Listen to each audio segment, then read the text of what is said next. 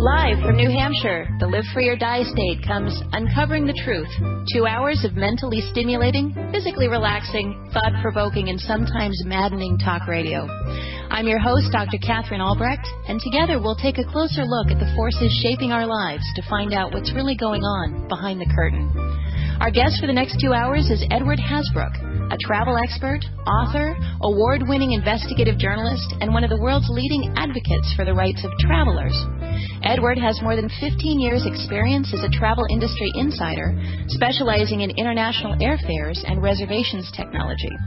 He's also the author of The Practical Nomad, How to Travel Around the World, due out in its 4th edition later this year. His groundbreaking and authoritative travel reporting, analysis, and consumer advice are featured on his website and blog at practicalnomad.com.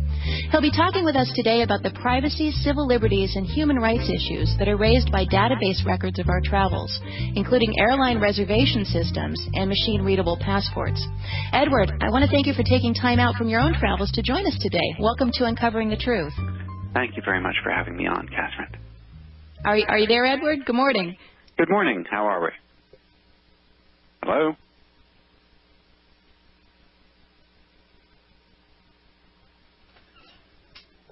I know Edward is calling us from California. We're about 3 hours different. I'm out here in New Hampshire, and he's calling in from somewhere on the West Coast.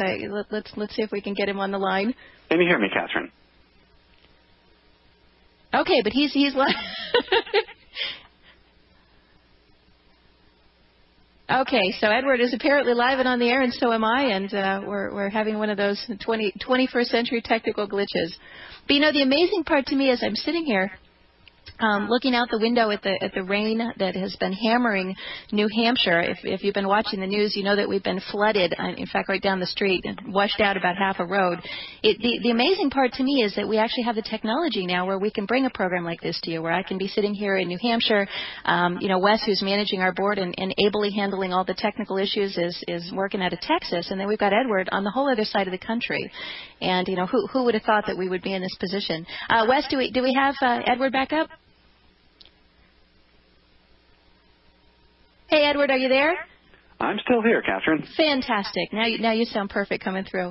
Well, as I was saying, but before we were unable to connect, I wanted to thank you for taking time out to join us on the program, and I wanted to welcome you to Uncovering the Truth. Thank you, Catherine. I'm really glad to be here.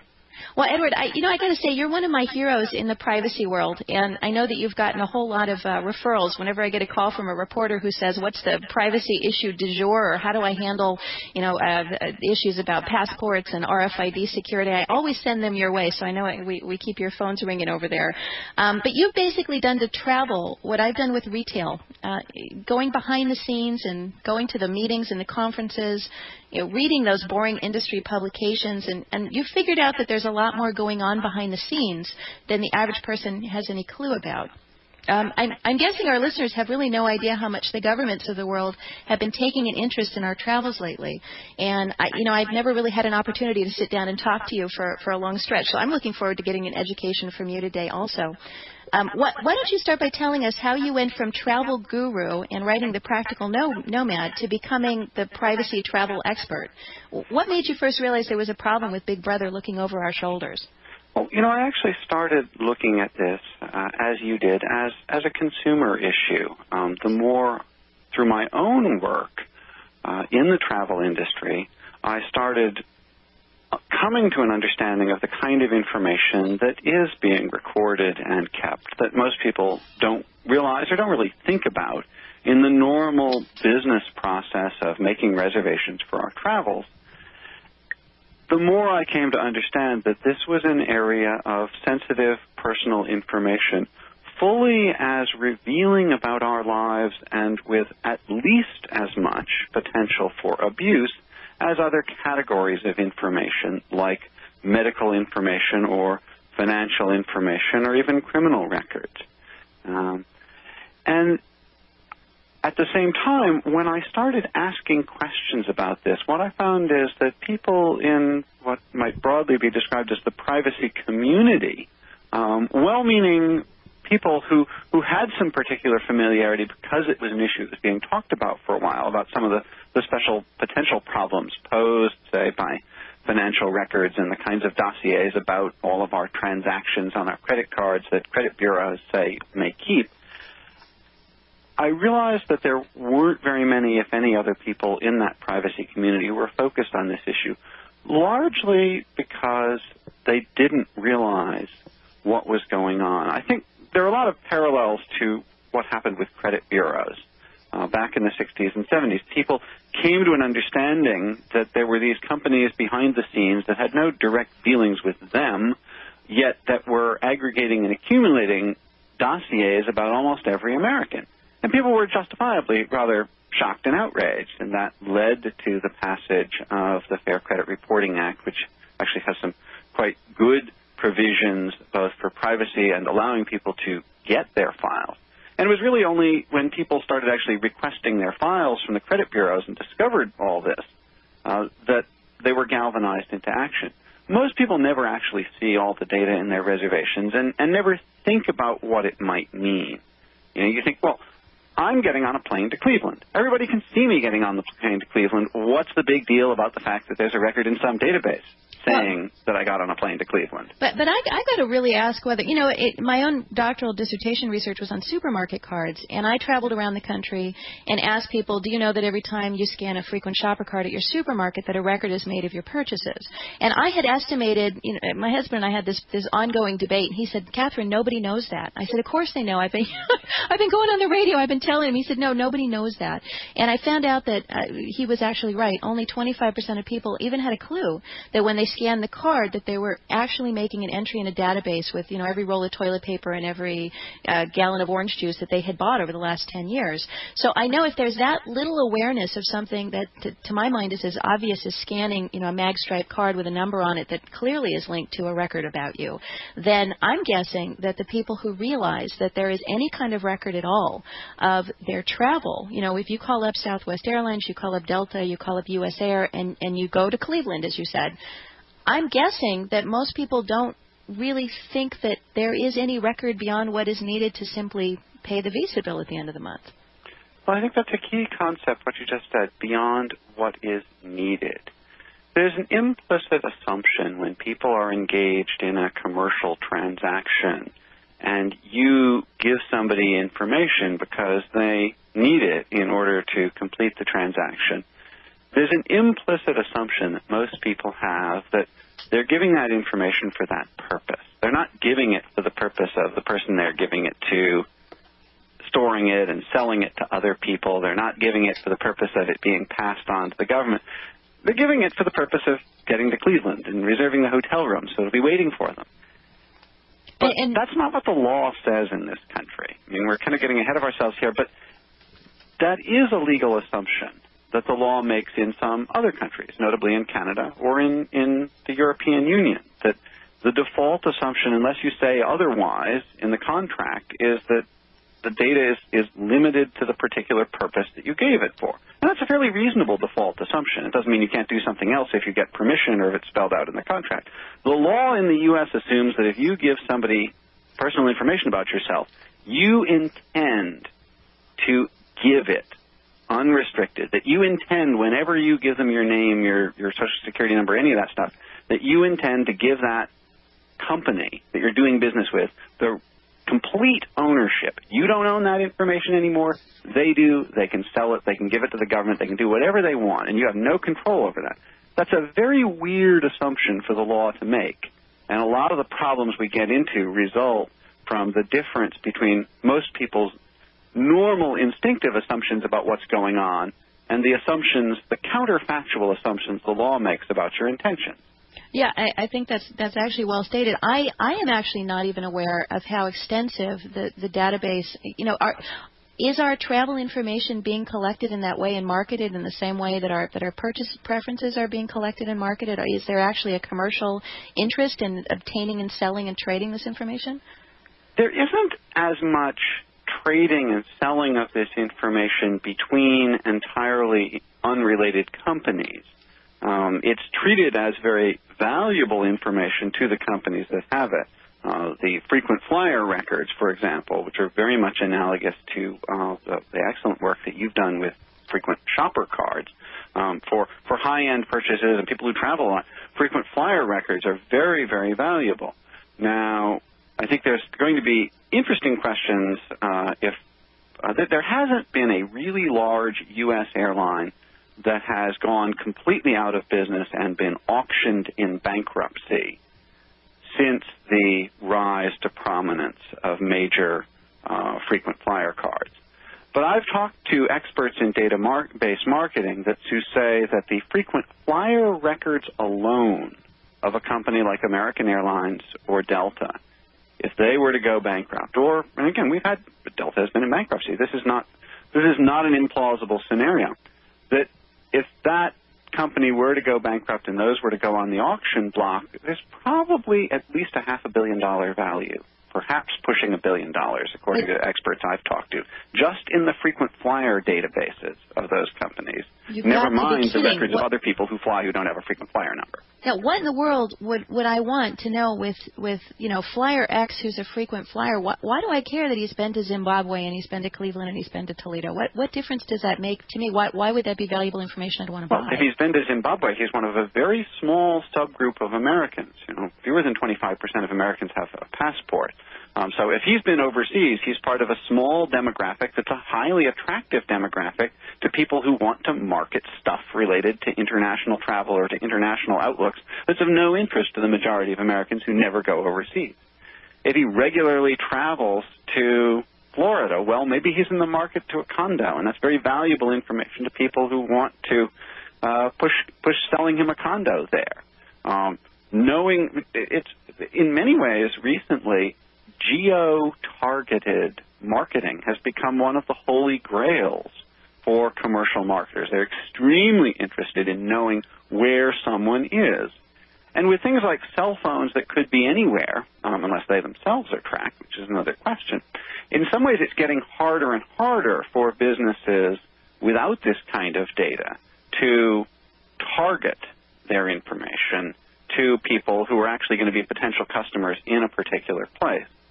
So to get back to your earlier question, it isn't so much directly that the airlines or the reservation companies are selling this data outright to third parties, but they're selling access to it.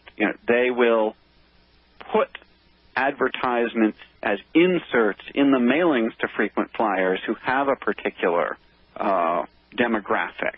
They don't give the marketer necessarily all the data about these people, but being able to sell that targeted marketing is very, very valuable. And the frequent flyer programs, which are essentially the big value to the frequent flyer programs, is in the ability to do targeted marketing to them. And they're major profit centers on that ground to the airlines. Actually, giving people free tickets is a big hassle, and it's a cost burden. The airlines would love to get out of it, but their marketers keep them in the frequent flyer program business. So basically the frequent flyer is the loyalty card of the travel industry.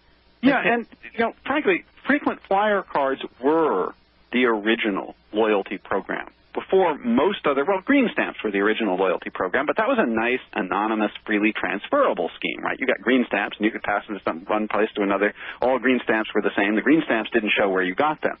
Green stamps proved that you can have an anonymous, non-database connected loyalty program, but that's not the model being followed now. The model for the kind of loyalty program that marketers like, because it enables them to track people, really was the frequent flyer program. And then it only gradually did the technology make it possible for that to trickle down to where a grocery store could have a loyalty program that tracks every roll of toilet paper that you buy. It just wouldn't have been feasible, whereas some years earlier it was possible and worthwhile to set up the database to track big-ticket items like airline purchases. And I think this raises another kind of one of the underlying concepts as to what's happened with travel records, both why they're so important from a privacy standpoint, both with respect to corporate tracking and with respect to government, but also why there hasn't been concern. Travel records only really started getting public attention after September 11th. I mean, there was something I think we'd talked about before September 11th, but really it didn't become a big issue then. But actually, travel was one of the first computerized, database-intensive businesses. And many things that are now being done by other businesses really were pioneered by the airlines and by the travel industry in general. That meant two things. One, because they were done in a pioneering way, mostly before the Internet, they were done in a different way, and the travel information technology infrastructure is in many respects a sort of parallel universe. People who work in it all know that it does things in its own ways, not necessarily better or worse ways, but different ways than other businesses. The technology is quite different. It was for a long time a discrete closed network. So not a lot of people who work in other fields really understand what's going on technologically. I mean, I've seen very, very smart programmers be quite surprised when they see some of the things that are happening. But it was very pioneering. The other aspect to that, though, is that the reservation systems and the computerization, particularly of air travel, developed at a time when storage was very expensive, when memory and processing and the bandwidth of data links were all very expensive and limited. And so it was a system that originally evolved to be focused on storing as little data as possible, transmitting as little data as possible, keeping it for as short a time as possible, because it was just too expensive to do otherwise. Well, and then I'm sure we got into the inevitable situation where somebody said, hey, you know, I could make some money off of this. And that's the same thing that we're seeing in every aspect of consumer behavior these days, where if there's a record kept of it, there's a marketer somewhere who's going to have a bright idea as to how they want to use that information to squeeze you for more money. And I'm sure in the travel industry, we're probably seeing the same kind of customer segmentation, valuable travelers, not valuable travelers. Let's see if we can manipulate the prices. And, you know, we've all had that experience of sitting on the airplane and the guy, you know, next to you paid $200 for the flight you paid $800 for because they knew he was going to have a Saturday stay. Therefore, they put him in a different category. He's probably a traveler who has an option of not going on this trip if he chooses not to. Whereas if you've got to get there on a Thursday and be back Friday morning, you're probably traveling for business, and you know the sky's the limit as to what you'll pay. So in that same way that in the travel industry we're seeing this kind of differential pricing, the customer segmentation, the sort of changing prices depending on what you can get away with. I think we're seeing that really across the board. Any place that you start applying computer databases and technology, and you have the ability to follow and track someone's behavior over time, and then, apply that to future behavior. Sure. And once again, that is an area that was very, very much was and is pioneered by the airlines. Airline pricing is literally the textbook case of pricing in operations research. Airlines have the most sophisticated and complex pricing of any product or service in the world, bar none. And they started doing this because they had at least some information about the pattern of the trip. They started doing this stuff long before most businesses were in a position to be able to have pricing rules designed that had nothing to do with how much it costs. Obviously, it doesn't cost the airline more or less depending on whether you stay over a Saturday night.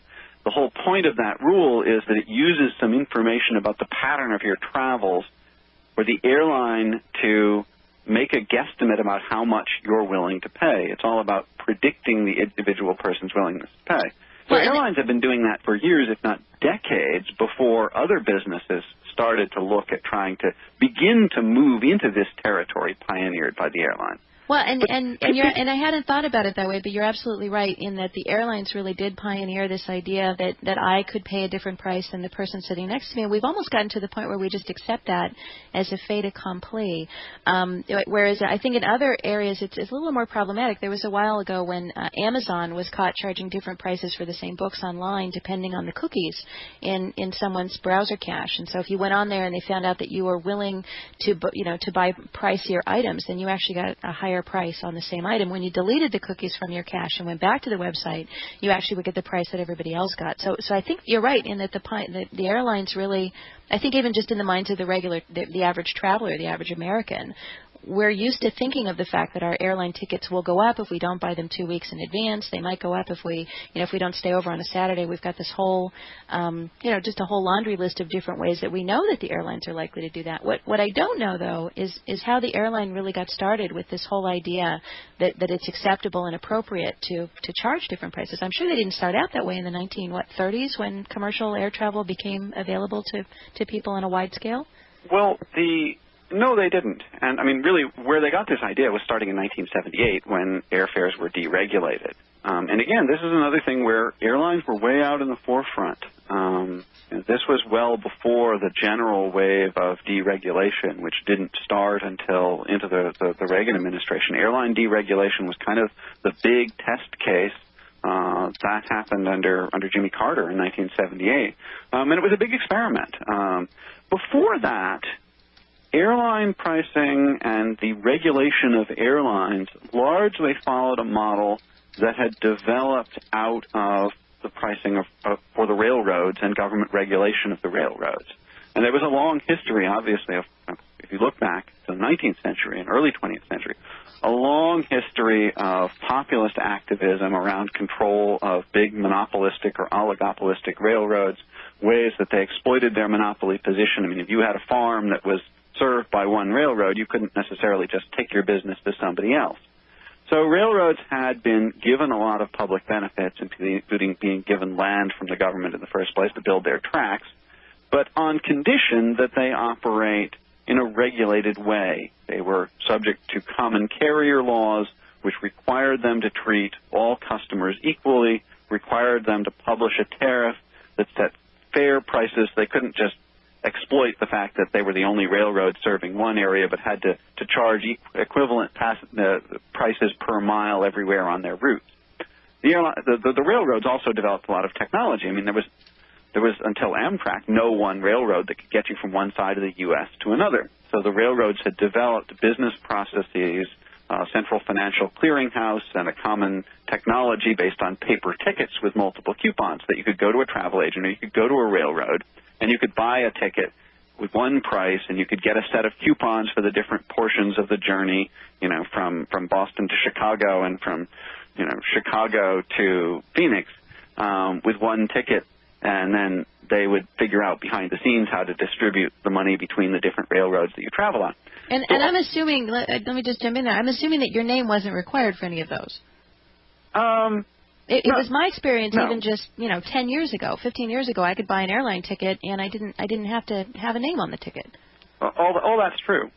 And even if there was a name on the ticket, you didn't have to show any ID, so anybody could use the ticket. Right. So when the airline started up, it followed the same model. You couldn't fly on one plane from one side of the country to another.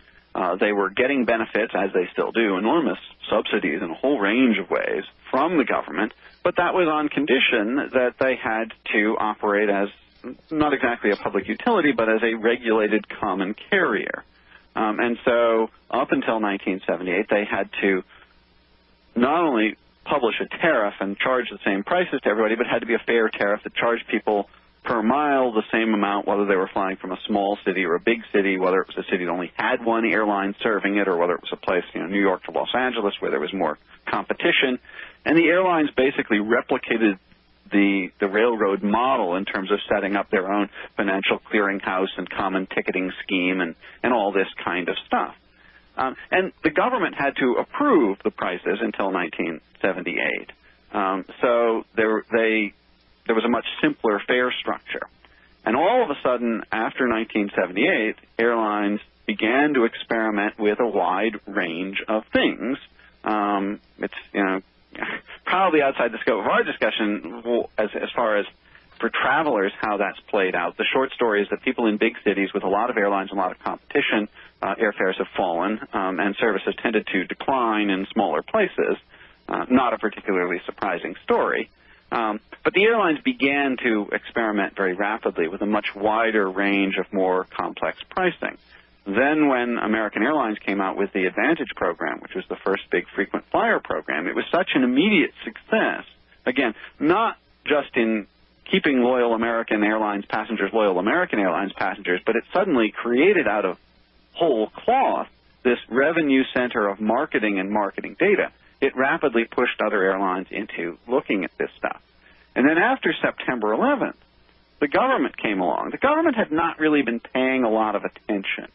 The government had been paying attention to some other things over the years that it saw as obviously interesting for the purposes of universal surveillance, whether that was telegrams or telephone calls or other kinds of activities. The government had not had a direct finger on the pulse of the travel industry in terms of a surveillance function. But after September 11th, quite legitimately, the government was looking at airline reservations. You know, teams of FBI agents arrived in the offices of the reservation companies and the airlines on September 12th, 2001, and they stayed for months for purposes of investigating and forensics after the fact. And they started looking at the data that was there. And those investigators, as well as a lot of other people in the government, both interested in preventing terrorism and, as we can get into, with a range of other agendas, suddenly became fascinated to the point of obsession with, wow, there's all this stuff happening and there's all this data. We need to know about this. So where the struggle, I think, politically has mostly played out has been, since September 11th, over government demands for access to this whole universe of commercial data that already existed. Nothing particularly new there. A lot of parallels to government demands for universal telephone surveillance or universal surveillance of our Internet usage. At the same time, again, with similar parallels, demands by the government to reshape this commercial transaction processing infrastructure in a way that doesn't serve any commercial purpose at all, but that makes it more useful to the government as a surveillance apparatus, but one that the government doesn't have to bother to operate because it's already being run by commercial companies for their business purposes. If they could just tweak it a little bit in ways that would make it better able to surveil us all while it's also going about its business. Well, and let me ask this in terms of the government accessing this information. It seems to me, based on my read of the Fourth Amendment to the Constitution, that we are protected against this sort of unreasonable government intrusion in our private affairs. And I would include my plane reservations, my flights, my travel agenda, sort of where I physically am at any given time, as being one of the things that's really none of government's business and that I have a protection from the government against. Is it your observation that the government has any respect whatsoever for that? Or I know in the area of retail purchases that what you'll often hear is, well, the government would not be authorized to collect this information on its own because of the Fourth Amendment and the Bill of Rights. But if the private sector has already collected the information and made it available for sale or made it available through whatever means, if you, the citizen, have already given it to a private entity, then you've pretty much relinquished any sort of right to privacy over it. Are you finding the same arguments being made of travel, or is government just dispensing altogether with the idea that we have any right to privacy in our travels? I think we're only beginning to see a start of that debate in the travel space, and it's coming about, I think, mainly in the debate that's going on between the U.S. government and governments of some other countries where the law, as I mentioned earlier, does make a different assumption. You're perfectly right, Catherine. The legal situation is that you don't own this data in the U.S. The airline does, or the hotel, or whatever company it is. It's their data. And so the government doesn't have to get a warrant. Now, it would be possible. It would be possible for an airline to say, if the government comes and asks for this data, no. Where's your warrant? The government might or might not be able to get a warrant. But there are two issues. One, that's a choice that these commercial businesses can make. And there's probably, for a variety of reasons, more potential for them in working with the government on a joint system of surveillance where the government gets the data and they get the data than there is in trying to fight it. Absolutely. And they don't have to tell you what you're doing. We're speaking with travel writer and privacy expert Edward Hasbrouck, author of The Practical Nomad. More when we return. Great host, great topics, free speech at its best. This is We the People Radio Network.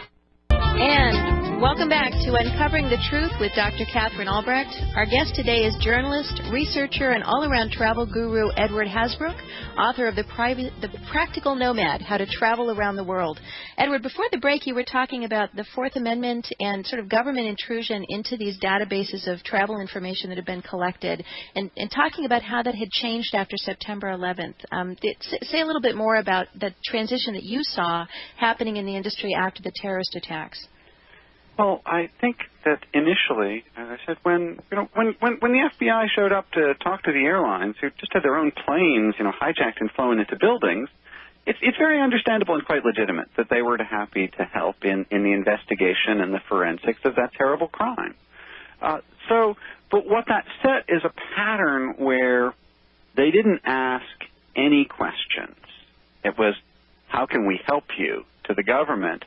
And so a pattern was set of completely bypassing any kind of where's your warrant, having a judge review that request for a warrant, looking at how the data was going to be used. And at the same time, as people in the government came to understand the range of information that there was that was being kept, it came to be of interest to people in government who wanted to use it for a much wider range of purposes than just after-the-fact investigation of a crime. Now, that perhaps should have triggered some further questioning and political debate, but most of this was going on either entirely behind the scenes or in an environment where really, airline security was the undebatable question. I think, everybody would say after September 11th, well, we need to be safe when we fly, right? So clearly there have to be some changes. And it was nobody stepping back and asking the kinds of questions that I've been asking about, well, what is this really for? So it sounds like you had the airlines essentially welcoming Big Brother with open arms in a way, because it wasn't Big Brother. It was, we're going to come in and prevent you from what does an airliner cost? I mean, what was the cost of the airliners that crashed into the World Trade Center? Well, it wasn't just the cost of the planes. It wasn't just having their own people who were killed. Again, I find the airlines' reaction entirely understandable, but at some point thereafter, questions should have started to be raised. And I think to some degree they have. I go to a lot of industry events. I talk to a lot of people. And there are a lot of people in the travel industry at this point who think, well, this stuff has gone way too far, both in terms of the surveillance and in terms of not just surveillance, but control, the interference, the hassle. The inbound international tourism industry, people who serve foreign visitors to the U.S., have gradually, at first they didn't want to speak up too strongly and be seen as, not on the bandwagon with the war on terror. But at this point, they're speaking up quite loudly indeed to say the U.S. has made itself a very inhospitable and unattractive place to foreign visitors. The treatment that foreign visitors get by U.S.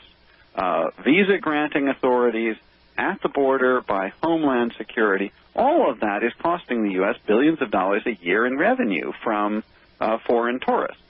Foreign tourists still spend more in the U.S. than Americans spend abroad, so tourism is a major positive contributor to the American balance of trade. But just as a business issue, the travel industry is starting to speak out. But that took a long time. From the point of view of the airlines, again, they've been through some of this before, and their attitude is not, we want to protect our customers, because the customers at this point aren't really up in arms mostly about this. No, they have no idea what's going on, yeah. And even, I think one of the big stories that I broke was back in 2003 when I uncovered the information that JetBlue had given its entire archive of records. Anybody who had ever flown on JetBlue, now that was only less than 5 years of records at that point, but still, anybody who'd ever flown on JetBlue, the records of their reservation were given, not sold, not demanded with a warrant, given by JetBlue. They owned those records. They didn't have to talk to their passengers. They broke no law. They gave their entire archive of reservations of everybody who'd flown on their airline to a military contractor for the Total Information Awareness Program for experimentation on how effectively they could profile their passengers. The experiments were a flop. It didn't come out till 2 years later that they'd done this, when I was able to find some material that they'd left lying around for Google to find on the Internet. It was a significant speed bump for JetBlue, but fundamentally it doesn't seem in the long run to have hurt the airline. And if they can get away with that, other airlines are just going to think, well, customers don't care. Well, and, you know, I'm thinking back to the whole CAPS 2 issue and Bill Scandal's work when he launched the Boycott Delta website, which was the first time I became aware that we had an issue with travel privacy. And so it seems like there's been a number of airlines that have kind of been bad players in the privacy space just by willy-nilly handing over information, not in response to a particular investigation, not, you know, which I think would be valid and entirely legitimate, not in response to a reasonable suspicion, but simply as a way to allow the government to go on random fishing expeditions into the behavior of millions of law-abiding citizens of this country. Well, the real goal for the airlines, number one, their customers aren't up in arms about it. Number two, many of the companies doing this aren't the airlines. They aren't companies that have any direct relationship with the customer, so they have nothing to lose. They don't care about the traveler's opinion because travelers aren't their customers. These are the reservation companies, which are very much in a role for travel and reservations data analogous to the role that credit bureaus play for financial data. Now, these are companies that... I'm going to jump in here because I don't know what a reservation bureau is. Explain their role in the equation. I assume that when I call up, you know, the 1-800 number to the travel service that's associated with, you know, whoever it is I'm traveling with, I call that 800 number. I say, hey, can you get me a flight on Delta for next Tuesday? I need to go to Los Angeles. At that point, where does that data go? Who is involved in the process? Who knows that Katherine Albrecht is flying Delta on that date? And what is this reservation bureau that I think most of us probably don't even know exists? What happens is this. There's a whole, as I said earlier, parallel network. Airlines aren't really, or at least weren't when they started computerizing their reservations. I mean, they realized very quickly that computerizing, even back in the days of very expensive mainframes, airlines were some of their customers because it's very useful to have computerized reservations. They weren't really in that business, and so what evolved was a system where most airlines and almost all travel agents don't run their own databases. They outsource that. There are 4 big companies in the world that have 90% plus of the business: Sabre, Galileo, Amadeus, and WorldSpan. Never heard of a single one of those, Edward. I've never heard of them. Only one of those at the moment is even a public company. 3 of them are privately held companies owned by private equity speculators. The 4th, Amadeus, is actually a publicly held company based in Europe. The other 3 are based in the U.S. But you've never dealt with them. They have no public privacy policies because people don't even know to ask for their records, and they don't have to give them if you do. But what happens is the airline contracts with one of these big 4 companies, or maybe they contract with somebody else, but usually it's one of these, to store their database for them. So the whole database for American Airlines is in the Sabre mainframe system. And your travel agent, similarly, travel agents are very technically sophisticated companies. The first local area network in your town was almost certainly in the travel agency office. Huh. Travel agents were the first people, you know, frontline customer service and small businesses whose business depended on having a real-time networked computer on their desk. But I think as with librarians, who are the other largely female information technology professionals, people have shortchanged in their opinions the technological sophistication of travel agents. Most people, when they see a woman behind a computer, they assume the intelligence is in the computer and not the woman. Oh, but Edward. That's true. Travel agents get no respect. I mean, you talk to any travel agent and they'll tell you that. And I think a large part of why they get so little respect in the U.S., even compared to some other countries where it is a fairly highly respected profession, is the dominance of the profession by women here and people's attitudes about that. But be that as it may, travel agent can't afford to have, you know, separate computers to link them to each different airline. That would be prohibitive. So they subscribe to one of these CRSs, computerized reservation systems, as well.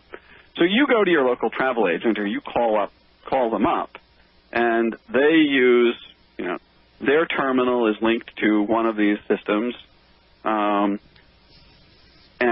it has a link to whichever one stores the airline's reservations, and they send messages to that. I mean, it's very, again, this is a parallel universe to the Internet. It's just like when you want to browse a website of some company, you have an ISP that you use for your connection to the Internet, and that company has somebody that they lease space on a server for their website. And those two, your ISP and their server, transmit the messages in between.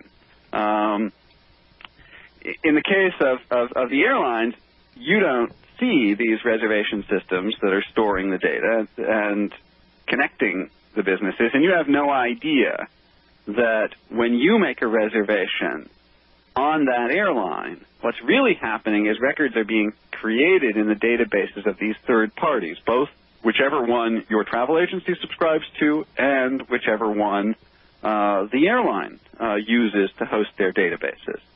So these four global computerized reservation systems, between them, have the lion's share of data about flights, both domestic flights in the U.S. and international flights, for most of the world's airlines. Now, is this, whenever I hear about a large database, I get nervous about two things. One, obviously, that the government is going to want to get a hold of it, because there's no database in existence out there with information about any of us that the government would not salivate over if it could get its hands on it.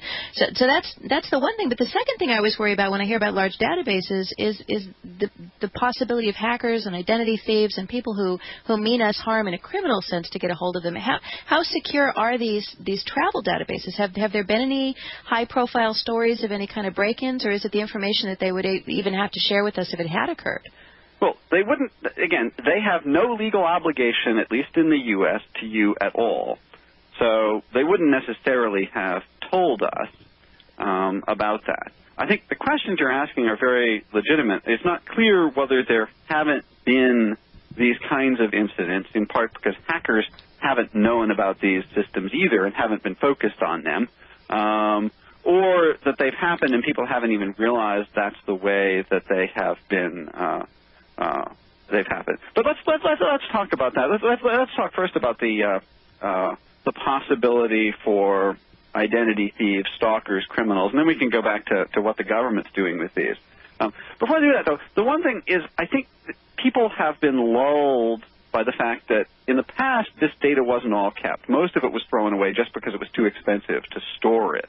So people have gotten used to a situation where they think, well, sure, I go to Cleveland, but there's no consequences of the fact that there's a record in some company's database. They don't seem to be doing anything with it. I don't hear anything further. I don't get masses of mailings saying, you're a regular traveler to Cleveland, here's a coupon for a restaurant there.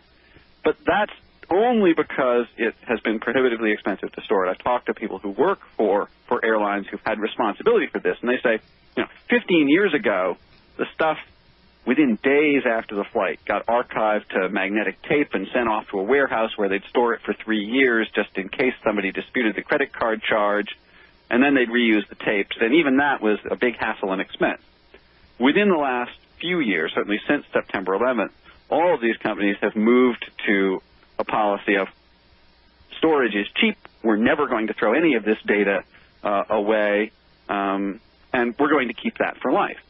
So the potential is much greater than it used to be in ways that aren't obvious.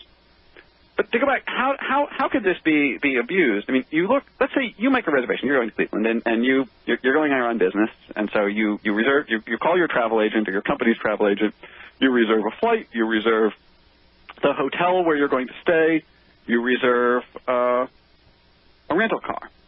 Now, the travel agency probably puts all of those in one reservation record. So even though that company, again, like the Internet, it's connected out and it sends messages to the airline, it sends or the system they use, it sends messages to the hotel, it sends messages to the car rental company, all of that comes back and gets assembled in one record in the database that's all got that together. So you're saying these four large database consolidators are collecting information also sort of incidentally about our hotel stays and our car rentals, and whatever if else they're you included might in that reservation. Yeah, so I just say I want a non-smoking room, I want a vegetarian meal on the flight, I want all this additional information also goes into that record. Yeah, they are a comprehensive outsourced customer relationship management solution for both airlines and travel agencies.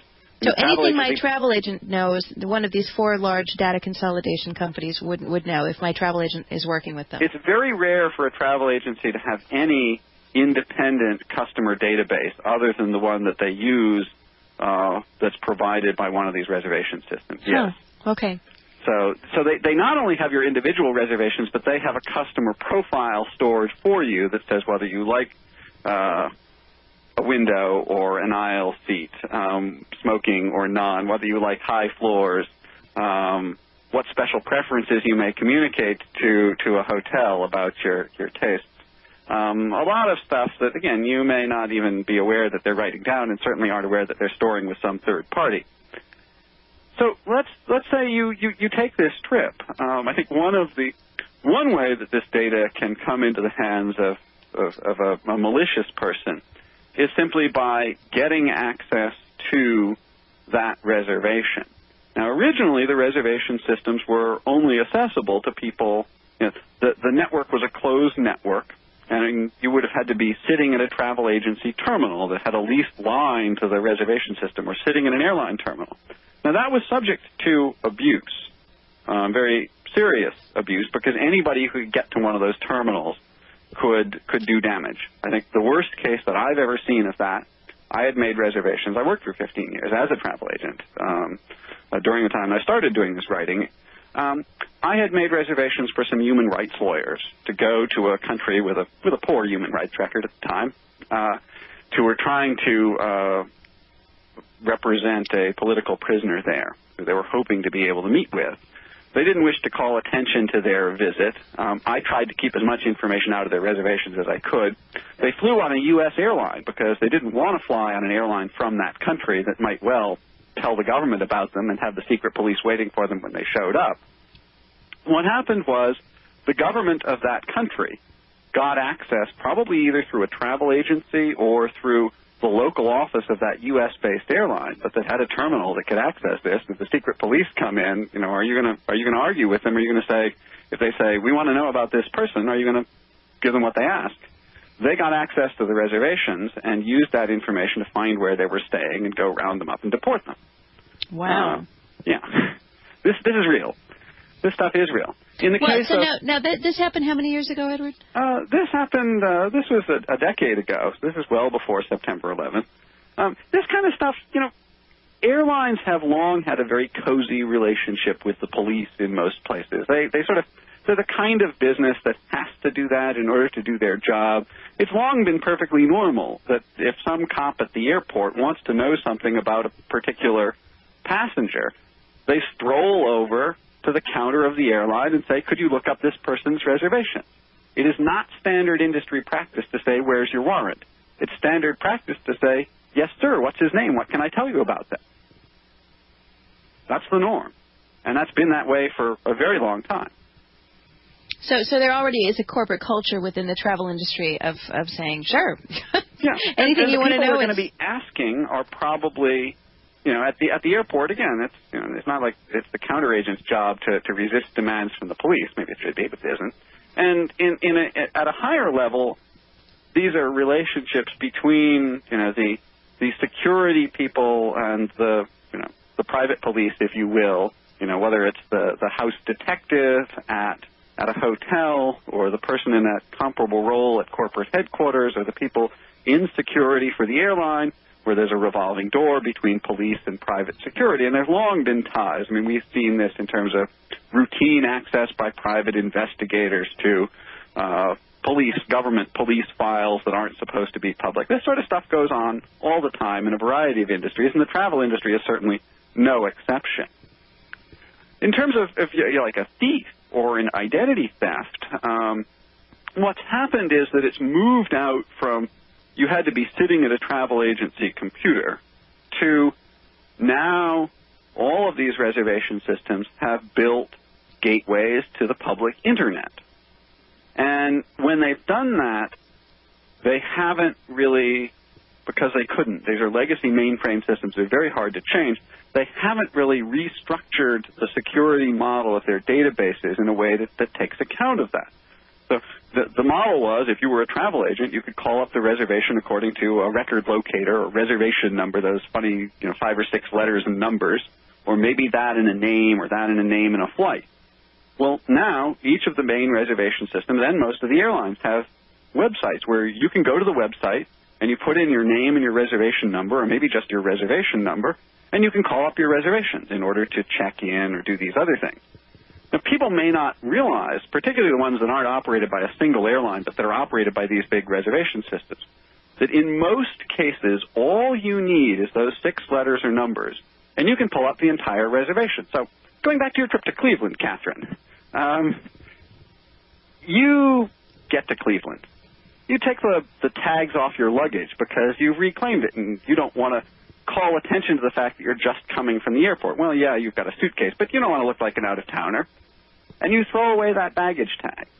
Someone takes that baggage tag out of the trash. They probably have enough information to find out your home address, the hotel you're staying at, which car company you rented a car from in order to get to that hotel, how long you're going to be gone, when you're coming back so they can go rob your house while you're gone. No kidding. If your house is robbed while you're gone, you probably would never know, unless the thief later confessed, you'd probably never know that this had happened. I think these kinds of things probably do happen. I think this is probably most seriously a concern in the case of either custody disputes or issues of domestic violence, where there's a lot of stalking that's going on. I'll give you a specific one that just popped into my head. I traveled to Chicago to go to one of these RFID conferences a couple years back, and at the conference they wanted me to present a credit card and give my home address. And I said, no, I'm going to pay cash. It's $75 to walk this conference floor. Here's my $75. 3 20s, a 10, and a 5. And I got in the course of trying to debate this, I got in a conversation with the guy who's behind the counter, and just a local Chicago person. Well, creepily enough, I wound up giving him my $75. He brought over a supervisor, and I wound up only giving him my email address. I didn't give him any other. I think I did give a mailing address so that they could send, some future information. I finally relented. Creepily enough, when I got home, about a week later, I get this email, this romantic email from this guy who I had completely forgotten, saying, I really enjoyed meeting you. I'd love to show up at your doorstep with a dozen red roses and take you to dinner. And I got the cold chills that I had stuck in this person's head to such an obsessive extent a week later that I was getting it. And I thought, as you were telling me the story, I thought, that could be the baggage handler handling, that could be the taxi driver, that could be anybody who could just pull off that. It could be somebody who shoulder surfs and just sees through the envelope the record locator that's printed in big letters at the top of the itinerary as you're waiting to check in. And next thing I know, somebody's knocking on my hotel room when I'm in a strange city alone, staying in a hotel because they figured out what hotel I'm staying at, and I open the door and there's the dozen red roses and the guy with the lascivious grin on his face. I mean that for me as a woman who frequently travels alone, that's a terrifying prospect. And I think you're not alone, Catherine. Most women business travelers and a fair percentage of men business travelers, especially women, are shocked when they discover that all it would take is the boarding pass that you've thrown away, or the luggage tag that you've thrown away, or looking over your shoulder as you're waiting in the line to check in. Now, explain to me, because I want to understand how I can protect myself from this. So on the luggage tag, there's a barcode. I come home, I'm obsessive about shredding things. Nothing goes into my garbage because I've done too much research about people going through even your trash for information and research purposes. So I even shred those little things that come off the the baggage. I do. I obsessively, I shred them, I cut them in little bits, and I throw the confetti in the trash. Now I'm feeling better because I'm maybe not as paranoid as I thought. Maybe there is something to that. But what information is on there? I mean, that's the question that I'd like to know, is where are these bits of information that are opening up or that are the keys to these large databases that can tell people, and let me make sure I've got this right, can tell people if they don't know my name, if they just have the number off my baggage tag. You're telling me that if you knew how to do it, you could go onto the internet without a password and type this information in and get my name and possibly my home address, possibly the hotel I'm staying at, the rental car I'm renting from, the airline I'm flying to, and possibly even my entire trip itinerary? That's right. Without even knowing my name, they can obtain that information. Your name is probably on either the boarding pass or the baggage That's tag. right. But in many of these cases, they don't require that at all. Right. There are a number of different websites that can do this, but remember I mentioned those big 4 computerized reservation systems. Sure. Each of those has a website. After I first wrote about this about 3 years ago. Hang on one sec. Let's pick this up on the second half of the break or the second hour of the program, because I really want to pursue this because people really have no idea what's going on with this. We're listening to our guest Edward Hasbrouck, internationally renowned travel author and staunch defender of our right to travel freely and anonymously. I'll look forward to seeing you all back here on the other end of this break. News, politics, cover-ups, government corruption. You're listening to We the People Radio Network. WTPR. And welcome back to the second hour of Uncovering the Truth. 2 hours of mentally stimulating, physically relaxing, thought-provoking, and sometimes maddening talk radio. I'm your host, Dr. Katherine Albrecht, and we're speaking with Edward Hasbrouck, a travel expert, author, award-winning investigative journalist, and one of the world's leading advocates for the rights of travelers. Edward has more than 15 years' experience as a travel industry insider, specializing in international airlines and reservations technology. This is what he's been talking with us for the last hour, is how these reservation systems operate behind the scenes, collecting incredible amounts of information about our travels, including the hotels we stay at, the cars that we rent, our home addresses, and more. And Edward, just before the break, you had my hair standing on end as you were explaining how it's possible just by using the little tear-off sticky things that they put on our baggage, or using the boarding pass that many of us just throw into the airport trash can, to log on to a database on the Internet or a website on the Internet and access a huge dossier of information about individual travelers. Now, is the industry not aware of this? Do they not care? Do they figure we don't know? Is it sort of the security by obscurity? They figure there's nothing, that no one's going to abuse the system? And do we know of anyone who has abused the system? Well, we probably wouldn't know about an individual unless they confessed what they've done who's abused it. I strongly suspect that these are to some degree used. Whether it's been done on a larger scale, commercial, or by individual criminals, I don't know.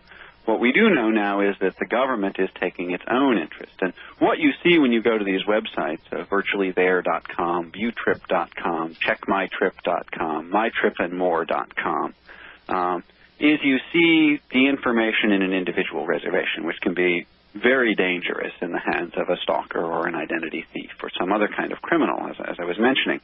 Now, these websites are the websites of those travel Those services? are the websites of the computerized reservation systems. And they're advertised by travel agencies as a convenience. See, here, even if you forget your paper itinerary, you can just look it up on the web. And, of course, while you're doing that, we can show you ads to try to sell you more stuff. And since you're visiting the web page that shows your itinerary and shows you're going to Cleveland, we can get a lot of money from a restaurant in Cleveland that wants to show you a coupon while you're looking at your reservation for your flights to Cleveland. So now, hang on. I just clicked up the viewtrip.com, which is Galileo. You said this is the one that's based out of Europe? No, it's Amadeus that's based out of Europe. Amadeus, this is based by owned in the U.S. Okay, so and I see that on this website, all I have to do to view an itinerary is type in a reservation number and the traveler last name. Now, this is the information that's on these, yes, the sticky baggage tag you pull off your luggage and you throw away. That contains that number that's in there along with the barcode is the reservation number? That's right. And then the traveler last name, of course, they print that right on there. That's why I obsessively shred them, but I didn't realize anything could be done with that number. And so if someone were to type that in, they would get all of the information that I had shared with my travel agent and that had been entered in to cover my itinerary for a given trip. Yes. Wow. Okay, well, let me get back to my earlier question. Is the industry unaware of how this puts travelers at risk? Well, when I wrote this particular story, which was, I think, 3 years ago, I got into discussion with only one of the four major reservation systems was willing to talk to me about this. I did get into discussions with Sabre, and to their credit, they did add a pseudo password to at least part of this system, which is using your email address as a password, which isn't particularly secure because a lot of places people would be able to get your email address. Well, it's a substantial step forward from what the others have done. Well, this guy in Chicago had my email address and could have easily gotten this information. I was carrying a carry-on bag with me that had my flight reservation number and last name right on it. Or you've got your business card or a tag on your luggage that has your email address. Sure, that's right. An email address, they said it's a pseudo password. It's not really very secure. But I guess it would keep some random voyeur from picking up, slips of this information out of the trash can at the airport and just logging on to see what they could find. But that's only one of the big four that's made any attempt to do that. And even some of the airlines that use that system themselves on the airline's own websites. And this, if you go to the airline's own website, you're probably only going to see your flights. The evil, particularly about these ones with the reservation systems, is that if you've gone through a travel agency, you can get the hotel reservations and basically all the services that the travel agent reserved for you are probably in that one record, and you'll see them all together. Isn't that convenient, Catherine? Don't you want that as a business traveler? Everything all in one place, readily accessible to any stalker who's picked up your discarded boarding pass. Wow. So no, there isn't a culture at all in the industry of concern for privacy or protecting passengers. This is not perceived as a threat, and I don't think, frankly, it's going to happen until some specific stalker confesses that this is the technique they use, and the airline has to pay millions of dollars in damages. That's what it's going to take before they're going to change, unfortunately. Well, and I'm thinking, travelers targeted for theft or mugging or rape or anything else, there would be no way to make this link. I mean, you would not obviously think not unless the criminal was caught and confessed. That's right, and the chances of that, I think, would be fairly slim. That even the prosecutor would know the right question to ask. How did you figure out which hotel room to bust down the door of? I mean, people don't make those links back to something as obscure as a discarded boarding pass. So we've established the fact that the system is very insecure from a criminal standpoint. It's also insecure from the hacker standpoint, and I don't want to go too far. That most of the security from hackers, I will simply say, is security by obscurity. Hackers have not targeted these reservation systems, and they don't know where to begin to start. But again, much of this data is now moving over the public internet as a communications medium, and when it was plugged into the internet, it wasn't rejiggered to build in a different kind of security than the security based on being a closed proprietary network. So quite frankly, if a hacker knew where to approach the problem and had some airline industry or travel agency experience, it would be relatively easy for them to basically impersonate a travel agency and log in and look at all of that travel agency's reservations. And if this information is as valuable as you were saying it is in the first hour, what were you saying, $500 million worth of information just in the frequent flyer records alone, then I would think there would even be an interest commercially to hack into other people's reservation database. I mean, there's got to be a lot of industrial espionage that occurs around these records if they're that insecure. And that's the kind of thing that, we would never hear about. But gosh, I mean, that information, if it's that valuable and it's that insecure, there's no way that that's going to go unnoticed by people who work in these arenas and who make a living at capturing this information. Well, interestingly, although consumers don't matter, travel companies, which are the customers of these reservations, they do care. So there's a surprising amount of protection against industrial espionage to keep. Even if they're using the same reservation service, there are very heavy firewalls to keep one airline from looking at some other airline's reservations, which just goes to show that if the money is in the right place, it would be possible to design these systems in a way that respects privacy. But that's being done only to protect the interest in the data of different businesses against industrial espionage, not to protect the ordinary traveler against stalkers and identity thieves. Right, and that's the same old story. Quite normal. And your amazement when you start thinking about what this kind of data is there, I think this is exactly what started going through the minds of people in government when they started looking at this stuff in the course of the 9/11 investigation. Absolutely. It was, wow, look at all this. Wouldn't it be lovely if we had all this data at our fingertips? And so that is where the initiative came from on the parts of government to say, how can we mandate that this be transformed into something we can use as a surveillance and control infrastructure? Now, how far have they gotten in that? Are they on the verge of saying any reservation that's made, just make a duplicate copy and send it right to Homeland Security? Well, it's not a question at this point of making a duplicate copy for a variety of reasons. The main reason being, why bother? Just plug us in to these existing systems and give us the same access that all the airlines or travel agents have, but with a master route password so we can look at every airline's reservation. Why should we want to bother to build a whole database and store all this stuff if it's already out there? But what they've focused on is a series of attempts to impose legal mandates to make the data more useful for the government. Number one, to mandate that they be given access. That's already been done. It was done under the guise of a border control measure to enable the Customs and Border Protection Division of the Department of Homeland Security to get information about arriving inbound international passengers so that they could be prepared before they got off the plane or when they were checking their bags to know their reservation, because this might somehow tell them something. Now, that gets into a whole question of, can we really tell from a reservation whether someone is a terrorist? To which the short answer is no, and we can go into that. But that was at least the excuse. So that mandate went in 2004, and basically what the airlines, every airline that flies to the U.S. Internationally, was required to build a gateway, whether they're based in the U.S. or not, was required to build a gateway, and the government has at least 10,000 terminals, which have an application which has modules which can talk to each of the reservation systems. So the people in Customs and Border Protection have that kind of route access where they can call up any reservation.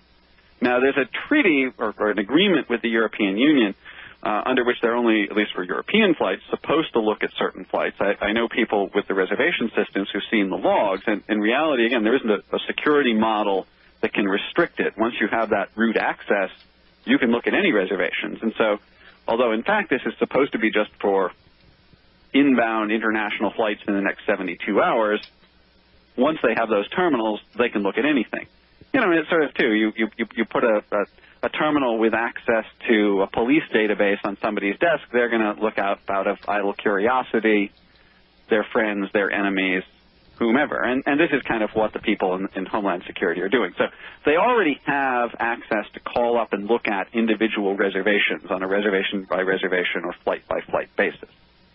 The second thing that they've done, along with mandating that access, in order to make this more useful, they don't want just to look at an individual reservation as a discrete event. They want to look at a person, and they want to look at their pattern of activities for a lifetime.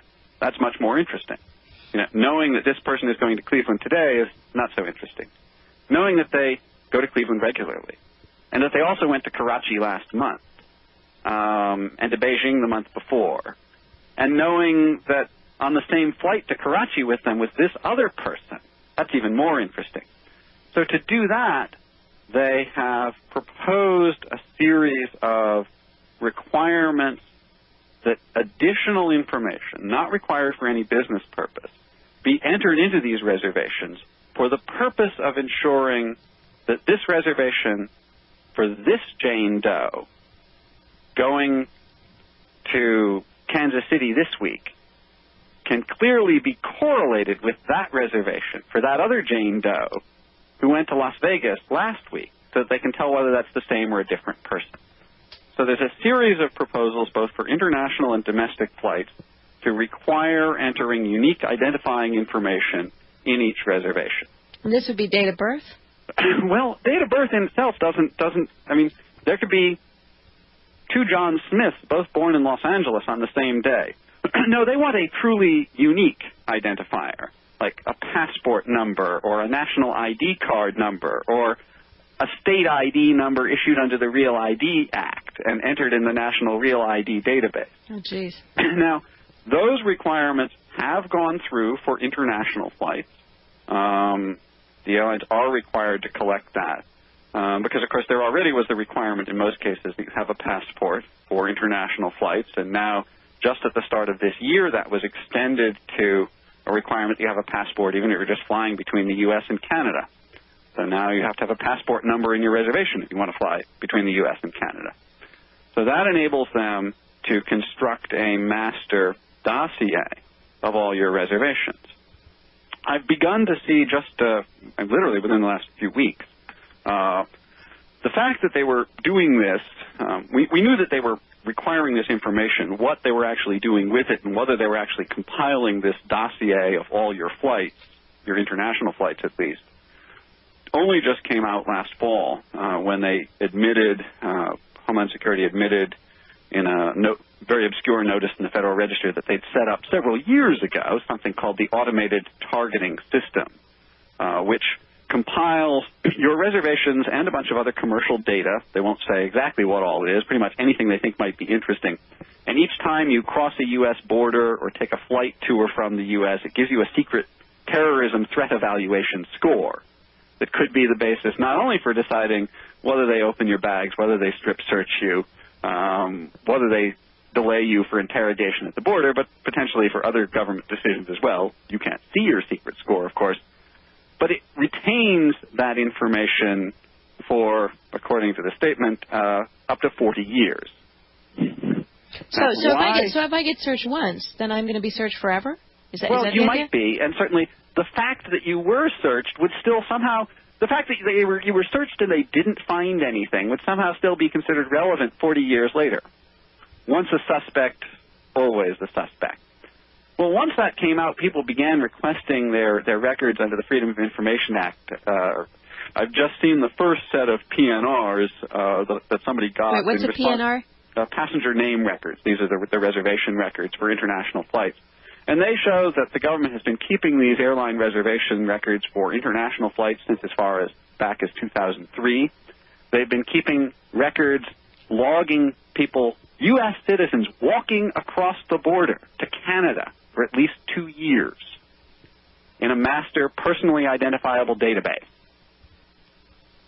And they've been keeping these records even if people weren't selected for search, even if they were searched and nothing was found. The fact that they were searched is kept in this database, along with the entire details of the reservations, which might include not only someone's flight out of the U.S. to Europe and their flight home, but all the flights within Europe that they took in between on airlines that don't even fly to the U.S. Now, how would they even have that? Oh, because they're part of the same itinerary. Now does this happen also when you say these reservation offices? If I call up United Airlines directly, I call 1-800-UNITED or whatever the number is, and I speak directly to a United agent and book my flight directly in that way, do I still wind up in these reservation databases? United doesn't maintain their own reservations. They outsource that to Galileo. What about Southwest Airlines? They happen to have their own system, although they have their own website where you can look it up. But they don't have any. Tell us then, since you seem to know, which are the airlines that don't do this? So I'll make a point of flying only them. Well, the problem is some of the ones that don't do this are some of the ones that have the worst records. JetBlue keeps their own database separately, but they turned over all of it. In fact, one of the reasons why JetBlue was who the government came to was because they did have their own database, so it was fairly discreet and simple for them just to hand the whole thing over and didn't have to get a third party involved or tweeze out other flights on other airlines.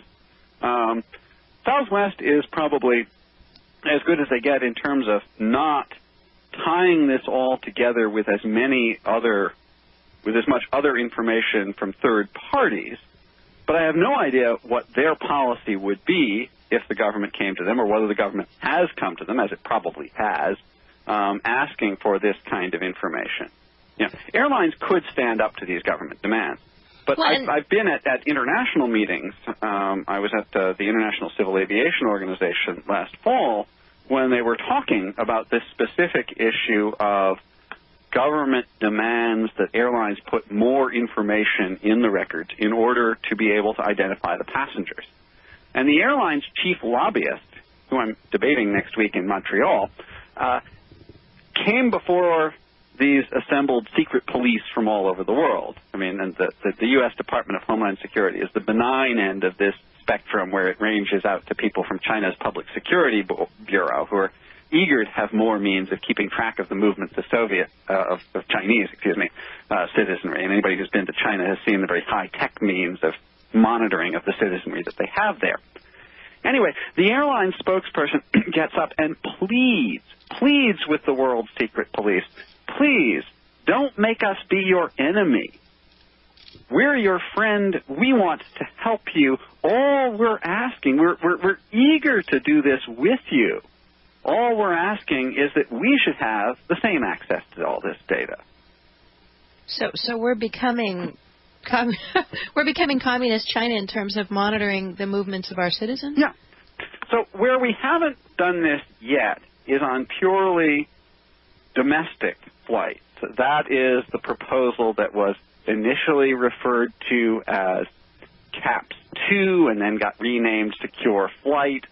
I don't know what it's going to be named next, but it's just a program that won't die because there's so many people in the government who see, well, gee, there are all these people moving about, and wouldn't it be wonderful to know who they all are and where they are at every moment?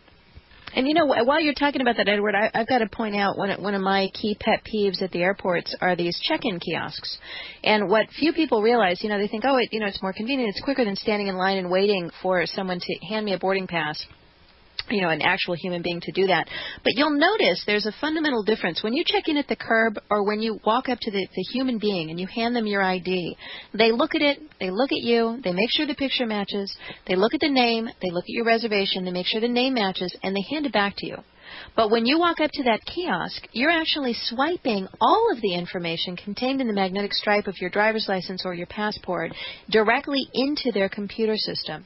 So information that they would not have had previously. When I travel, I call up the airline directly. I call their non-800 number, so I'm not revealing my home telephone number. I give them an anonymous Hotmail account that they can send my reservation to. I have even been known to drive to the airport and actually pay cash for my reservation, for my flights.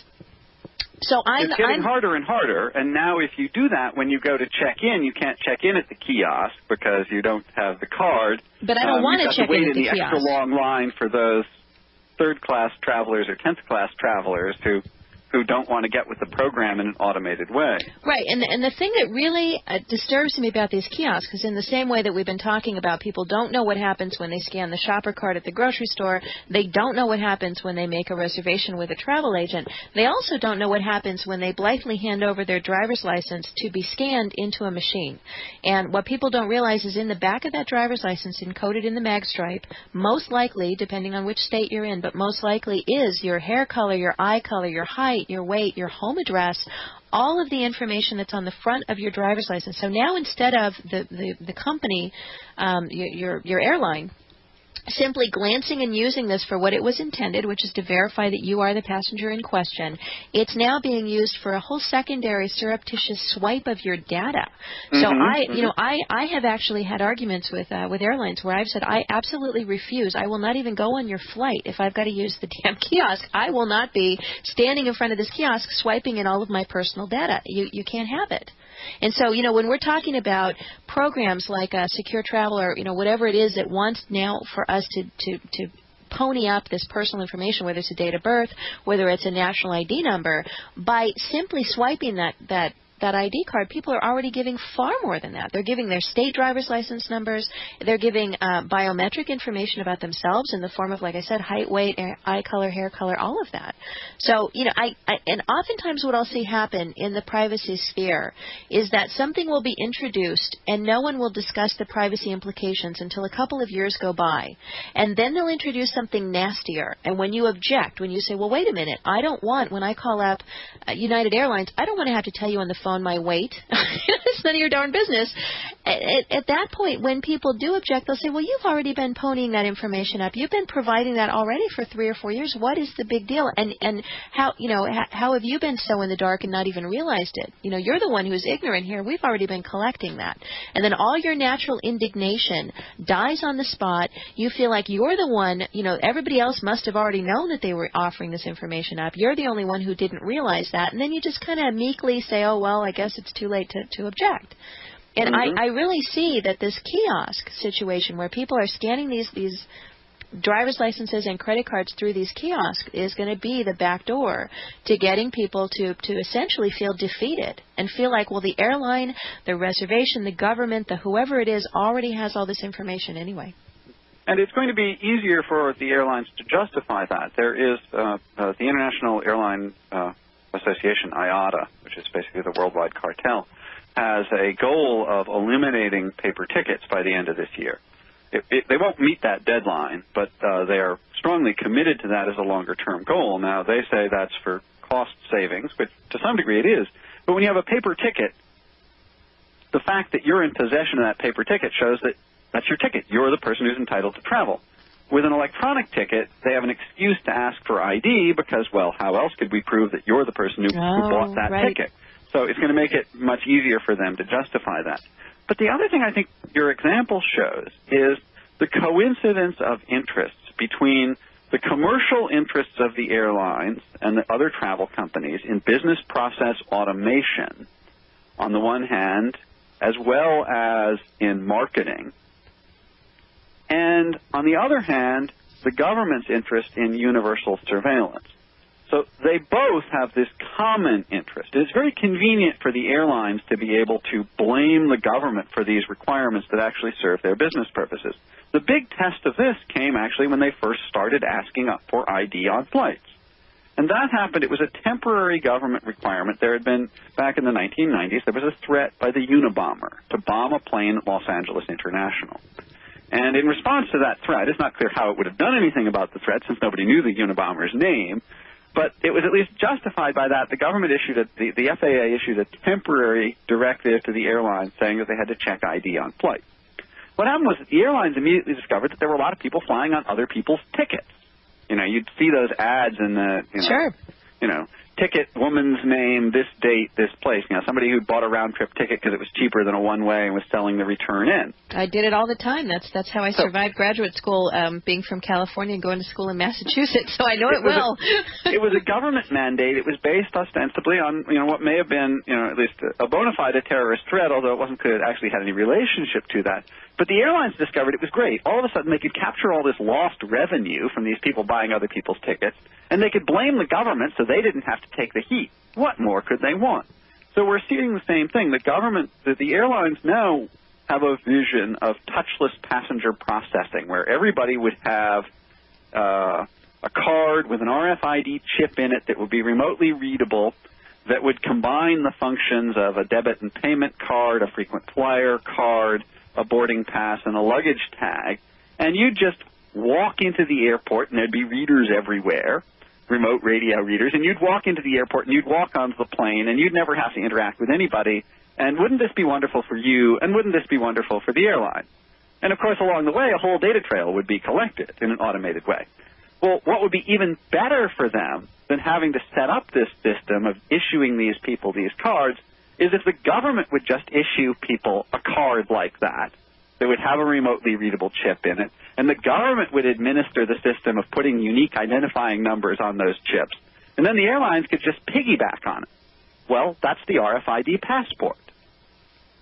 And that's why the airlines and the travel industry loves the idea of an RFID passport. And similarly, other businesses will use it too. You know, right now, if you go to the duty-free shop, you show your passport to get into the duty-free shop to show that you're an international traveler. And they look at it to see that you're an international passenger, but they don't necessarily write it all down. Wouldn't it be nicer if they could just put a reader in the doorway to the duty-free shop in the airport, and that way they wouldn't have to stop people? And they're just checking to see that you have a passport because you have to be able to be eligible for duty-free shopping. But instead of the guard glancing at it and you go through and no record is kept, they can just automatically keep a record of it. And then for the, you know, so I'm sure that as soon as RFID passports become widespread, duty-free shops and other international businesses where their customers already have passports will rapidly adopt them as their own loyalty cards, with the government administering the whole system of giving people unique identifiers. Absolutely. Wow. This is amazing. We've been speaking with travel writer and privacy expert Edward Hasbrouck, author of The Practical Nomad. If you'd like to give us a call to share your own Big Brother travel stories or to ask a question of our guest, you can give us a call at 888-202-1984 or 512-646-6449. More after the break. Great host, great topics, free speech at its best. This is We the People Radio Network. And welcome back to Uncovering the Truth with Dr. Katherine Albrecht. Our guest today is travel guru Edward Hasbrouck, author of The Practical Nomad, How to Travel Around the World. His website is online at practicalnomad.com. He sends out periodic updates on the travel issues that he covers. I can highly recommend getting on his email newsletter list. Edward, before the break, we were talking about how having a RFID passport or some sort of RFID-issued fob or tag that would send information out in just a swipe would be a much more convenient way for all of these travel-related industries and companies to essentially get a tidal wave of information about you. You know, we talk about the wave, you know, you wave and go. We kind of think about the sort of tidal wave of information that would be transmitted in that way. And from the perspective of the traveler, there really wouldn't be much difference. You know, when I stand at the kiosk to check in at the airport counter, it doesn't feel that much different to me to swipe my credit card or my driver's license through the kiosk than it does to hand it to the woman behind the counter. In the same way you're talking about getting into a duty-free shop, you know, waving my passport in front of a reader feels about the same to me as a consumer as it would feel to hand my passport to a security guard who would glance at it and hand it back. But while on the surface there's no difference in how that feels to people, what you're explaining to us is that behind the scenes that there would be a whole lot of data capture and that information would be lucrative to people. And it's the same. It is, and it's the same at the border. You know, a few years ago, you walked across the border in Tijuana or Vancouver or Niagara Falls or wherever it might be, and you showed your passport to the border guard, and he looked at it, and he looked at you, and he waved you on. There was no record kept of that. Now, what I've literally just, again, within the last few weeks, started to see these dossiers where it doesn't take any more time, maybe less, but during that time, the border guard has run the machine-readable zone of your passport, and a record is kept. And, of course, if there's an RFID chip, then that can be done without you even knowing that it's been done. And all of a sudden, there's an entry in your permanent file that says you walked across the border to Tijuana on that day. And why exactly is this the government's business? That's the debate that we haven't had. There's been this all-purpose catch-all of, well, we want to stop terrorists. Okay, we want to stop terrorists, and that has what to do with keeping a log in my permanent file every time I walk across the border to Tijuana? That's a connection that hasn't been made at all. It's an excuse that's been offered, but the reality is there just isn't any evidence. I was in Brussels last month, and Europeans who are less sort of captive, it's not like they don't care about tourism, but they're less captive to this psychosis, this trauma that our society faced after September 11th, that I think blinded people to asking a lot of questions that they should have. And again, a very understandable trauma, but it's time we get past that. Europeans have been less enthralled by that. So members of the European Parliament at the hearing I attended, and the data protection commissioners, which is a government function that we don't have in this country, from different European countries, were asking what is the evidence that any of this travel surveillance, particularly access to airline reservations, is going and giving that to the U.S., that this is actually going to stop terrorism? And the first response was, oh, well, this is enormously effective. We can't, any evidence that it's effective is secret, but it's been enormously effective. And then interestingly, the next question was, well, has it been effective at preventing terrorism, or has it been effective for some other purpose? And the response was, well, actually, most of the cases where this has been effective, it's been effective in preventing some other kind of crime. We've caught drug smugglers. We've prevented would-be illegal immigrants, which is all well and good, but the immediate response from the chairman of the European Parliament Committee on Civil Liberties, which I think is a kind of response that we're not hearing enough of here, and we should be. But his response from a European parliamentarian was, fine, but thievery is not terrorism. Illegal immigration is not terrorism. And we're as fanatical about terrorism as anybody, but I think we have to understand what's fundamental. And we should not be compromising fundamental rights to stop thievery. Maybe there should, maybe there shouldn't be some kind of debate about what compromises with privacy or fundamental human rights we should make to stop terrorism. But that's not what's at issue here. We're talking about compromising fundamental rights to stop drug smuggling. It's not the same thing. Now, why aren't we having that kind of debate here? Why is that debate going on in Brussels and not in Washington?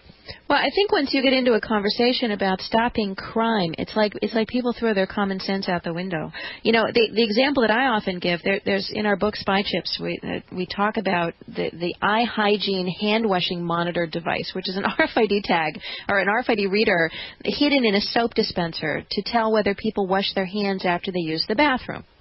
And, it's my opinion, what you do in the bathroom really should be your own private business, and you probably should wash your hands after you use the toilet, but frankly, if you don't, that's really not my place to create an entire surveillance infrastructure to enforce that particular rule. And if you do say that it is, and many people, I've had this conversation with a lot of people who say, well, but if I'm eating at Taco Bell, I want to make sure that the person handling my tacos wash their hands. And I said, well, don't you want to make sure the person handling your taco, is following a thousand other rules? And if you start going down that slippery slope of saying because there is a rule in place, there's justification for surveillance of anything related to that, that slippery slope leads to cameras in our homes. That slippery slope leads to recording devices in our bedrooms. That slippery slope leads to, a whole host of really draconian types of technological involvements that I think most of us do not want. And the only way you can keep somebody completely safe from any risk or threat whatsoever is you put everybody in a padded locked cell. and if we're not careful, that's exactly where we're going to wind up. And you watch, you watch movies of courtrooms, or maybe if you've ever been on a jury or had the misfortune to be in a courtroom, you see the judge say, the jury is directed to disregard that information. And I think everybody knows that's a sham. Once that information is there, once they're looking at that dossier that shows you were picked out to be searched at the border for some reason because the dog wanted to sniff your crotch. I once had that happen to me, and they said, they sent me over to secondary inspection and said, what part of your belongings did the dog indicate? I said, the dog tried to sniff my crotch. I think that indicates that it's a dog. Oh my gosh. But there's a record of that. Saying you were picked out for some reason, you were deemed suspicious 5 years ago, 50 years ago. It's impossible for the future cop looking at that to ignore that information. So there's part of the slippery slope is not just the surveillance, but the temptation to use those surveillance results as the basis for decisions, even if they don't actually provide a basis for it. And I think this is the real evil, is both the surveillance and much more than that. Really, the evil is in the control based on the surveillance, and this is how it's playing out. Well, and the idea that we don't have a fundamental right to travel seems to be entering the lexicon. I mean, there's no, just like there's no recognition of privacy on the part of, as a core value on the part of the travel industry commercially, there's no recognition on the part of the people who are making these decisions of policies globally for travel and movement, there's no recognition of a right to travel. Now, there is a right to travel. The Constitution doesn't say a whole lot about it. It says nothing explicitly about it. But very interestingly, some of the most fundamental documents of human rights, from the Universal Declaration of Human Rights to the International Covenant on Civil and Political Rights, which is a treaty actually signed and ratified by the United States, unlike a lot of other human rights treaties the U.S. hasn't ratified. There's a long line of interpretation of that treaty by the UN agencies charged with enforcing it, explicitly talks about a right to travel. And it talks about it as being, in the words of the UN Human Rights Committee, freedom of movement is essential to the free development of a person. And I think that's really true. And that gets to a lot of the things I do outside of the privacy space in travel. I think that travel is part of development as a person, seeing and understanding the world. So that's there in human rights law, that you have a right to travel. But the presumption of police is, well, we have a right to control, and particularly when it comes to the international context. Because a lot of this stuff is developed in the international context, and then they say, well, you're already showing your passport when you go to Europe, so what's the big deal if you have to show your passport to go to Canada? So what's the big deal if you have to have a real ID, national ID card, to get in your car and drive to the store? You know, it's all part of the same thing. But the assumption, particularly in the international context, is, well, they've got a right to control the border, don't we? Well, no. There is international human rights law that says people have a right to travel. But once the governments have these dossiers, they want to use it to make decisions.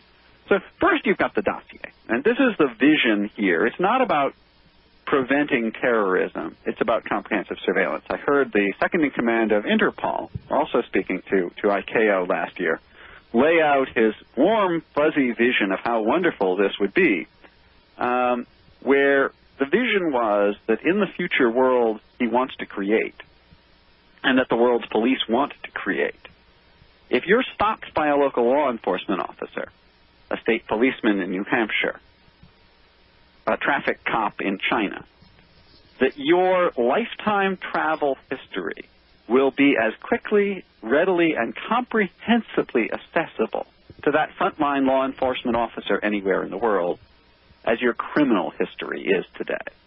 Heaven forbid. That's their goal. So I'm traveling through some backwater country road, and some local sheriff would then be able to say, well, we don't like your kind around here, Ms. Albrecht, because we see that you've traveled to wherever it is, I don't like. You spent a lot of time in Europe, and frankly, I don't like those foreigners. What a horrifying thought.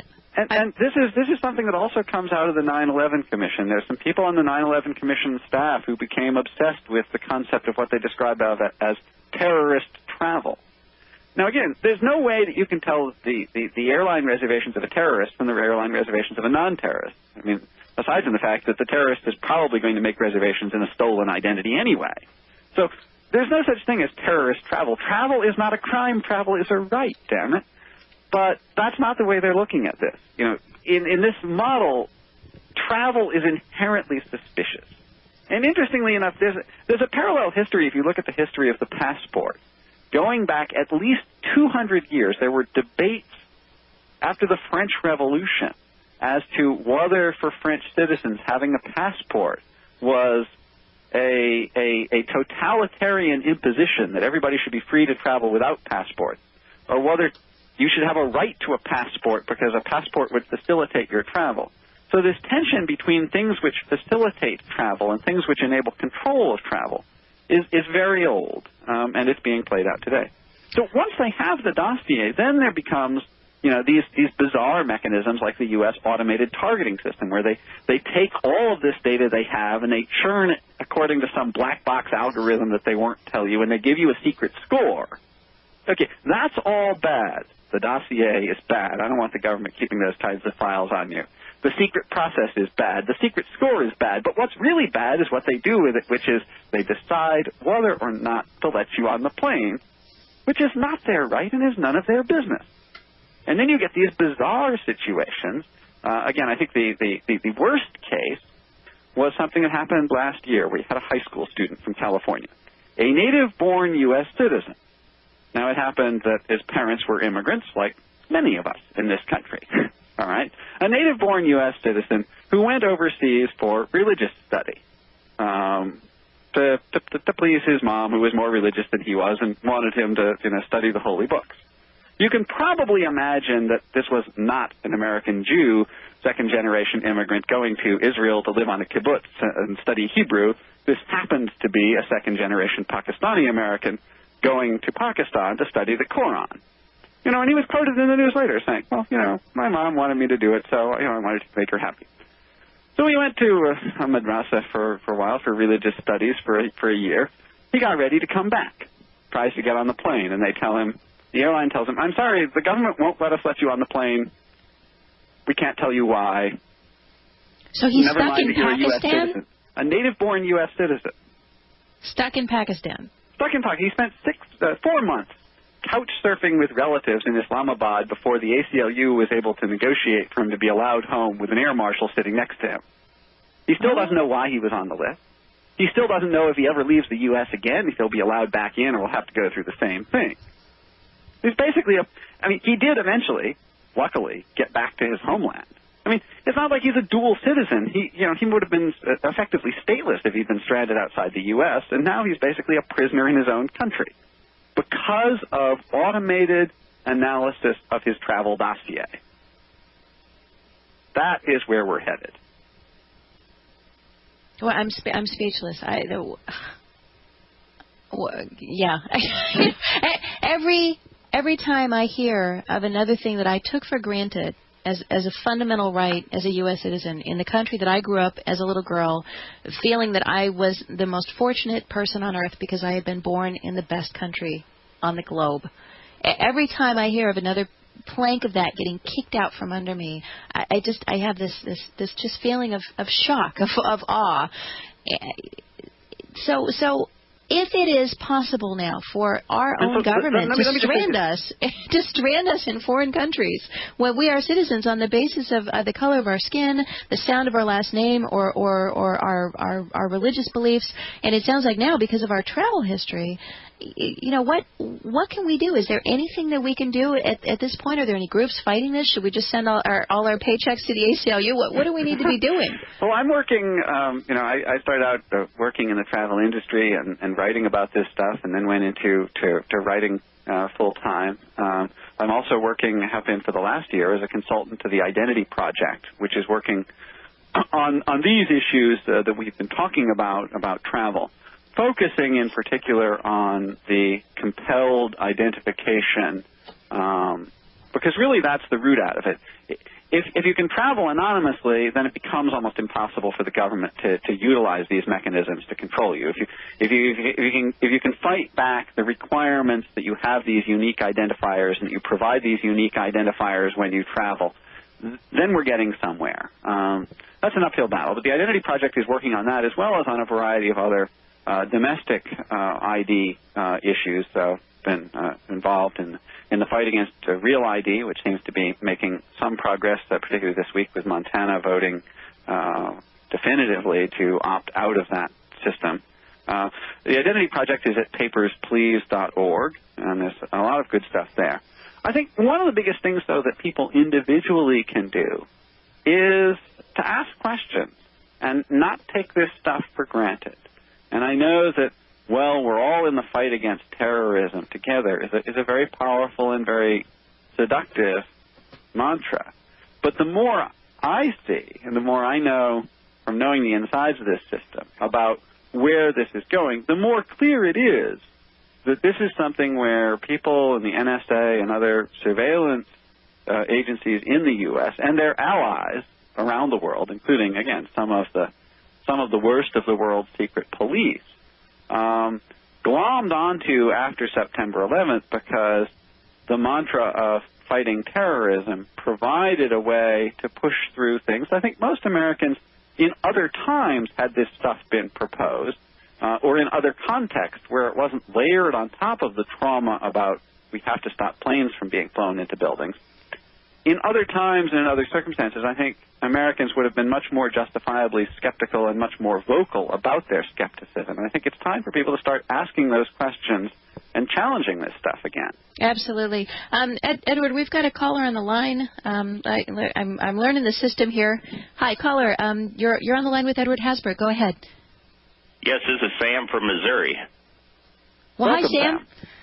Yes, I just wanted to comment. One thing I wanted to mention that might want to be very cautious about. My wife, Trish, and I have read that the Universal Declaration of Human Rights, and one problem with that could be a thing that could haunt us in the future is everything is a right except for, we're provided by law, which means that anything the UN decides to change at that point makes it a right that is not fundamental. And that's, I think, the thing we need to stress here is that we have God-given fundamental rights to travel, and we cannot allow the UN or this United States government or anybody to take those away. I think you have a good point. And I think increasingly the other problem is that the U.S. and other countries are trying to abdicate their own responsibility, both for legislation and for upholding rights, and are transferring the decision-making on this to other bodies that are much less democratic than the U.S. or the UN and have very little accountability. For example, the pending Open Skies Treaty between the U.S. and Europe, which is mostly about which airlines get to fly where and hasn't been talked about in terms of civil liberties at all, has a buried clause in it as part of this treaty that says that the U.S. and the European Union will each agree to follow any security procedures that the government of the other party adopts, and that they will comply with any recommendations of the International Civil Aviation Organization. Well, what that means is that treaty thus transposes any recommendation of ICAO into American law.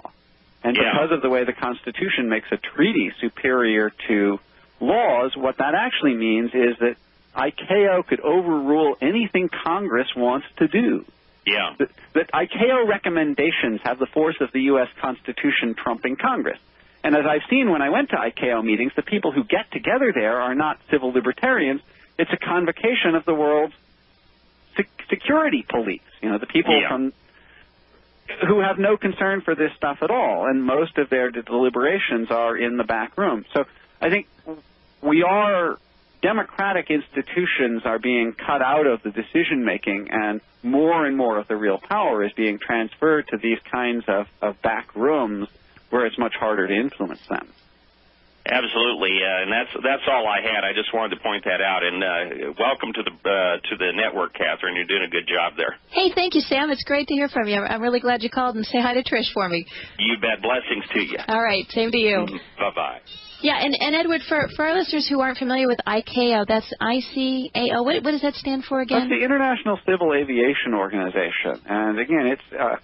And why do they have so much power? I mean, well, they are set up under another treaty. They originally were set up to standardize procedures in terms of, air navigation, so that a pilot flying from one country to another would have a common set of procedures to follow, and so that there'd be common standards for aviation safety. This is all reasonable, good, technical stuff.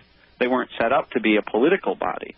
Well, because airlines were being made the enforcers of immigration law and being required to check people's documents before they let them into international flights, ICAO was the one who set the standards when they first started adding the machine readable zone, the optical character recognition line that's scanned on current passports. So here you have a technical aviation safety organization, but that has some official status as a UN agency, suddenly getting involved in setting standards for passports and documents. Well, ICAO isn't set up, and everybody in ICAO tells me, we're not set up to make these kinds of political decisions, but it's convenient for governments that want to evade responsibility to first delegate authority to some group like this, a technical standard-setting international body, and then when people ask, well, why am I having to have an RFID chip in my passport? The answer is, the U.S. didn't come up with this idea. We're just complying with international standards. So you have to ask the questions at the earlier stage when Congress is first abdicating responsibility for that. And I hope that that's a debate that will be raised in the Senate when the Open Skies Treaty is on the table, although I think, frankly, it's very unlikely that any questions about that will be asked at all in the Senate. Well, and, as a consumer activist, it's very frustrating for me to look at these government issues because you can't boycott ICAO.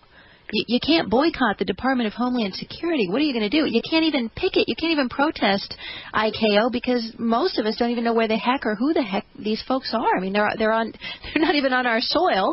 And in fact, that's probably one of the reasons why the travel dossiers would be so helpful, would be to prevent those of us who would object to it to actually flying to the place where they're holding these meetings. Right, and you can't even, you can't even fly to Canada. And very soon, I think one of the places where there really is important resistance going on is in the border states, both in the north and the south of the country. New Hampshire, Vermont, Washington State, as well as Arizona, Texas, California, the proposals to extend to the land border crossings this requirement for passports. Well, you just said the magic word to me, which is resistance. And if people want to get involved in resisting, if they're not in one of those border states, if they want to get involved and work with you with the Identity Project, if they want to donate some money, if they want to buy your book, where can people find more information, Edward, so they can follow up with this conversation and actually take a stand? The Identity Project is at papersplease.org. And my own website that has much more background to help you educate yourself on this issue is at www.practicalnomad.com. Great. Edward, I want to thank you for coming on the program today to talk about this crucial information. Our guest today has been Edward Hasbrouck, and you've been listening to Uncovering the Truth with Dr. Katherine Albrecht. We'll be back tomorrow morning with more eye-opening information. Meanwhile, may God richly bless you all. Thank you.